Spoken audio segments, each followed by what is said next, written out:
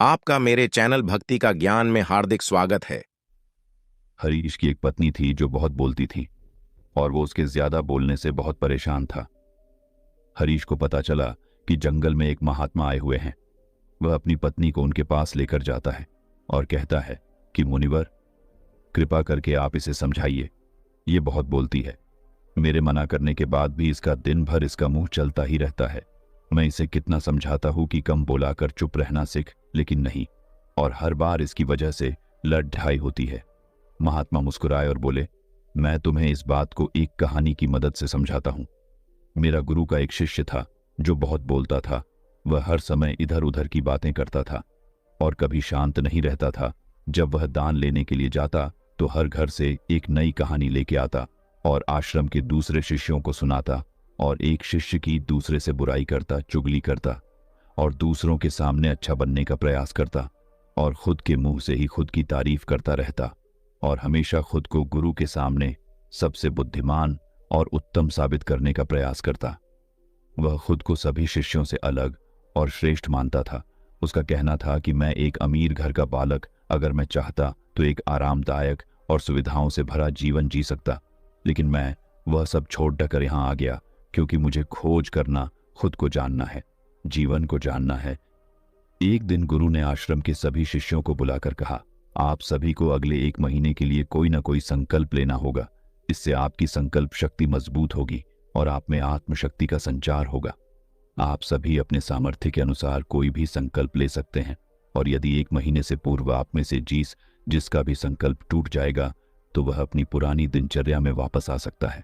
सभी शिष्यों ने अपनी शक्ति के अनुसार संकल्प लिए और गुरु को अपने अपने संकल्प के बारे में बताकर वहां से चले गए। लेकिन वह शिष्य जो खुद को सबसे अलग दिखाना चाहता था, वह सीधे गुरु की कुटिया में पहुंच गया और बोला, मैं कोई छोटा मोटा संकल्प नहीं लेना चाहता, बल्कि खुद की ही जैसे एक और महान संकल्प लेना चाहता हूं। कृपया आप ही बताएं मुझे क्या संकल्प लेना चाहिए। उसकी यह बात सुनकर गुरु मुस्कुराए बोले, क्या तुम मेरे द्वारा दिए गए संकल्प को पूरा कर पाओगे? क्या तुम्हारे लिए उसे पूरा करना संभव होगा? शायद नहीं। वह तुम्हारे लिए संभव नहीं। तुम उसे पूरा नहीं कर पाओगे, इसीलिए तुम खुद ही कोई संकल्प ढूंढो।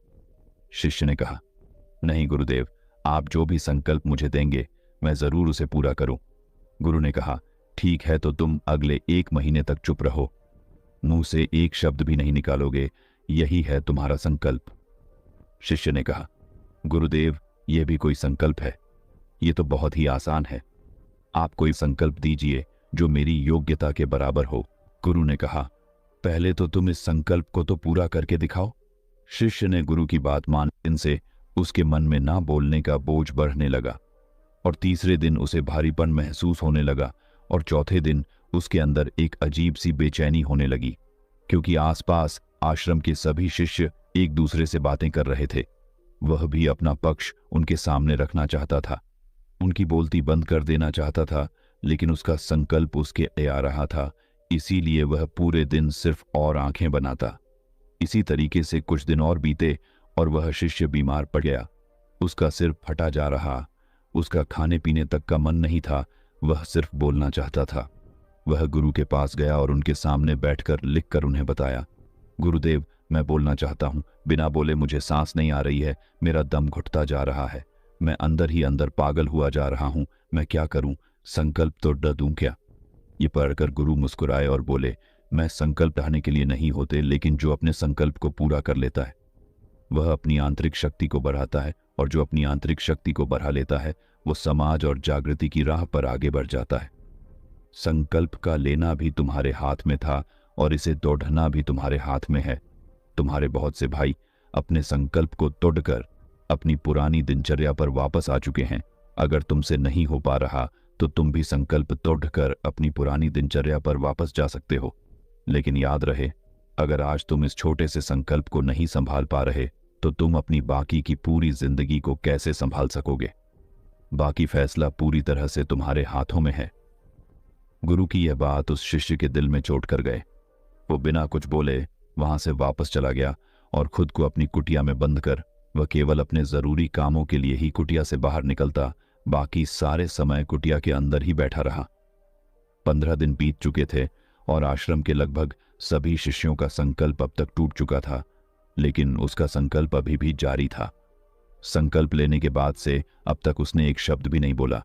सारा आश्रम हैरान था कि इतना बोलने वाला इंसान चुप कैसे हो।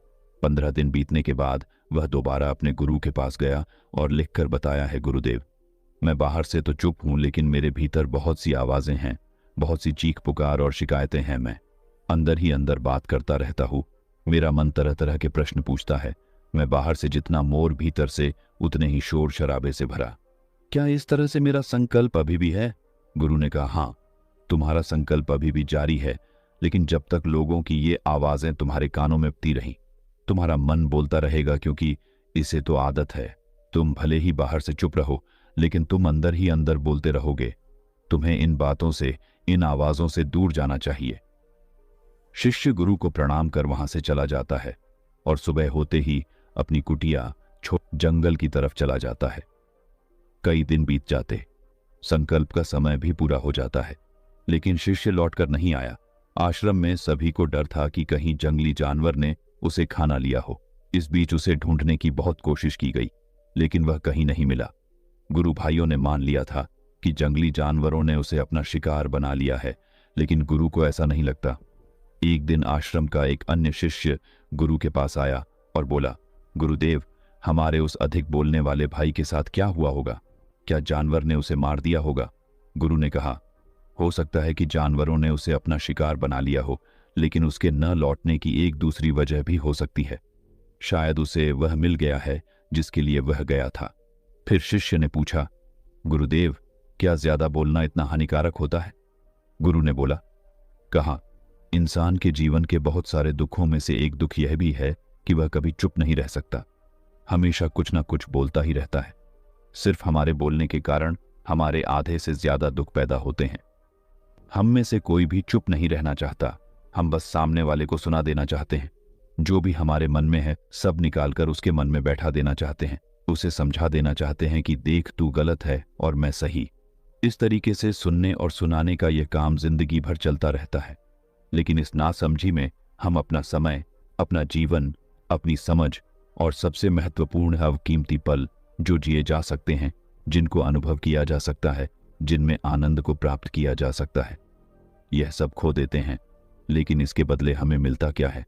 कुछ नहीं, सब व्यर्थ और बर्बाद हो जाता है। शिष्य ने पूछा, तो फिर इसका समाधान क्या है? गुरु ने कहा, पूरी जागरूकता के साथ अपने विचारों को देखना, यही एकमात्र तरीका है। सारी मानसिक समस्याओं का वर्तमान में रहकर चिंतन करना, पूरी जागरूकता के साथ अपना काम करना जिंदगी में चमत्कारिक बदलाव ला देता है।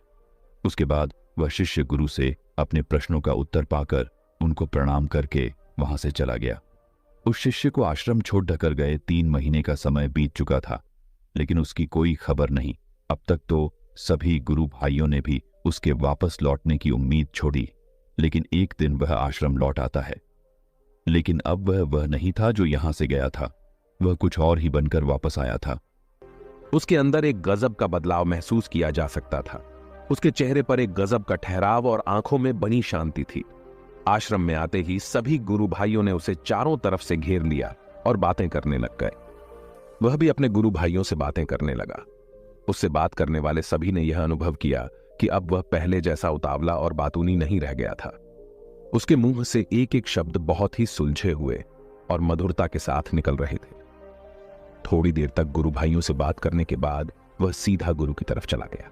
उसने गुरु के चरण छुए और कहा, गुरुदेव, क्या मैं अब भी मौन हूं? क्या अब भी मेरा संकल्प जारी है? गुरु ने कुछ देर तक शिष्य की आंखों में बड़े ध्यान से देखा और कहा, हां, तुम अब भी मौन हो। तुम्हारे मुंह से एक भी शब्द निकल नहीं रहा और तुम्हारा संकल्प अभी भी जारी है। शिष्य ने कहा, गुरुदेव, जब मैं आश्रम से गया तो मैं मुंह से तो चुप था, लेकिन मेरे अंदर बहुत सी आवाजें थी।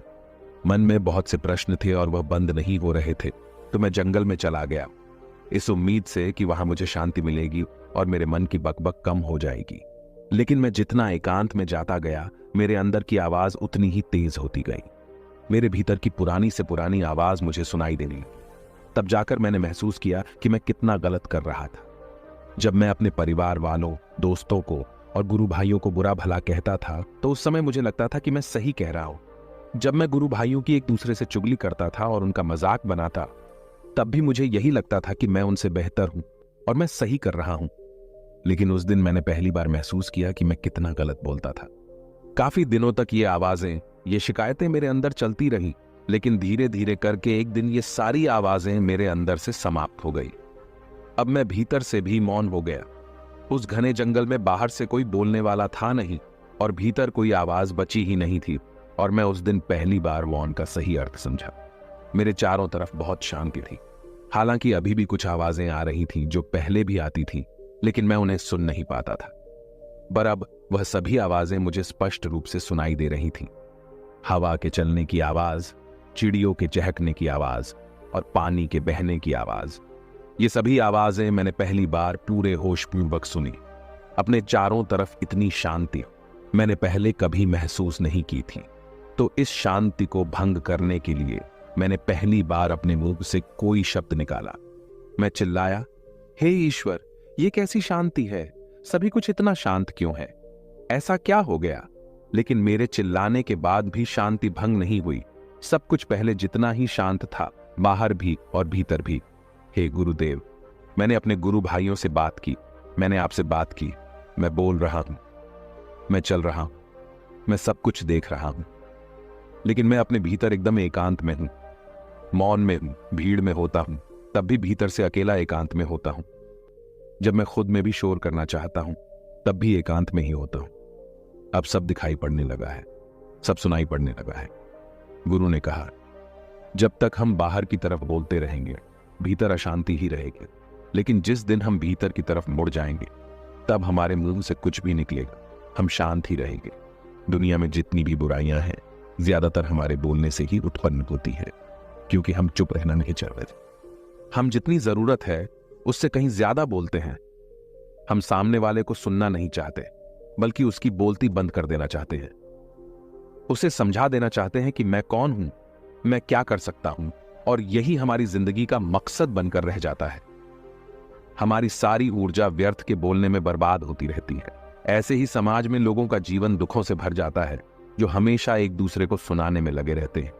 कभी एक दूसरे को सुनना नहीं चाहते, समझना नहीं चाहते, और चुप रहना तो उन्होंने कभी सीखा ही नहीं, क्योंकि चुप रहना उन्हें छोटा महसूस करवाता है। दुनिया की सभी लड़ाइयों का कारण हमारा बोलना ही है। इसलिए हमें सिर्फ उतना ही बोलना चाहिए जितना जरूरी हो, क्योंकि व्यर्थ का बोलना ऊर्जा को नष्ट करना है, और यह बोलना ही हमें कभी अपने भीतर की ओर लौटने नहीं देता, क्योंकि यह हमें बाहर की ओर खींचकर रखता है, और बाहर है ही क्या इस संसार के अलावा। लेकिन अगर अपने भीतर के संसार की ओर मोड़ना है, तो इस मुंह को बंद ही रखना चाहिए। इसीलिए जितने भी बुद्ध हुए, आत्मज्ञानी हुए, वह सभी एकांत की ओर भागे, ताकि उन्हें ज्यादा न बोलना पड़े, ज्यादा सुनना न पड़े। वह एकांत में रहे और शांत रहे, इसीलिए आसानी से भीतर की यात्रा कर पाए। लेकिन अगर कोई चाहे तो इस संसार में रहकर भी एकांत में रह सकता है, शांत रह सकता है। लेकिन इसके लिए उन्हें अपनी ऊर्जा बचानी होगी, जिसे वह अब तक अपने व्यर्थ के शब्दों में बर्बाद कर रहे थे। दोस्तों, इस कहानी की सीख यही है कि व्यर्थ का बोलना ऊर्जा को नष्ट करना है। ज्यादा और व्यर्थ बोलना ही हमें अपने भीतर की ओर लौटने नहीं देता, क्योंकि यह हमें बाहर की ओर झुकाए रखता है, और जिन्हें भीतर की यात्रा करनी है, उन्हें अपने मुंह को बंद ही रखना चाहिए। मुझे उम्मीद है कि आपको यह कहानी पसंद आई होगी और काफी कुछ सीखने को मिला होगा। कहानी के बारे में अपने विचार आप हमें नीचे कमेंट बॉक्स में कमेंट करके बता। अगर आपको ये वीडियो अच्छी लगी हो तो लाइक और कमेंट करें और मेरे चैनल को सब्सक्राइब कीजिए। आपका धन्यवाद।